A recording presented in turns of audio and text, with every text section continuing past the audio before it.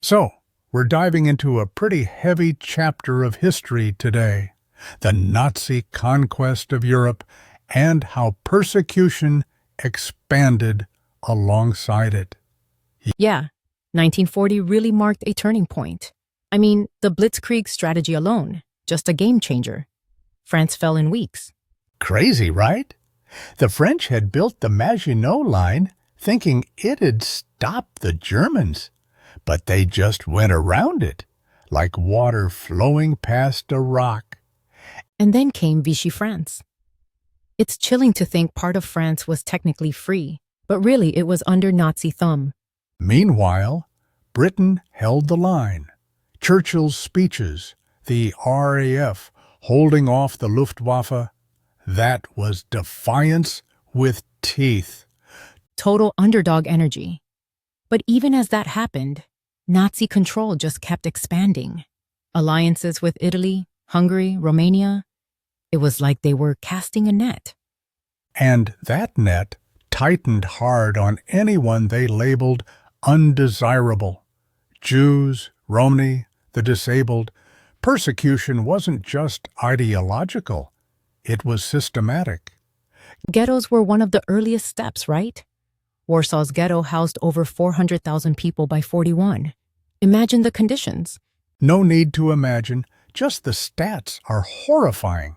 No food, no sanitation, constant surveillance. And it was all a prelude. A prelude to the final solution, the death camps. Wannsee Conference in 42. That's when mass murder became bureaucratic policy.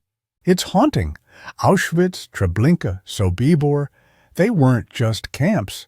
They were industrialized death machines. And yet, there was resistance. French resistance. Partisans in the East. The Warsaw Ghetto Uprising in 43. That was gutsy beyond belief. Yeah, outnumbered, outgunned. But they fought anyway. Even though it was crushed, it sent a message. Resistance is possible. But man, the Nazis hit back hard. Gestapo hunted anyone who even looked like they might resist. Torture, executions, total fear culture.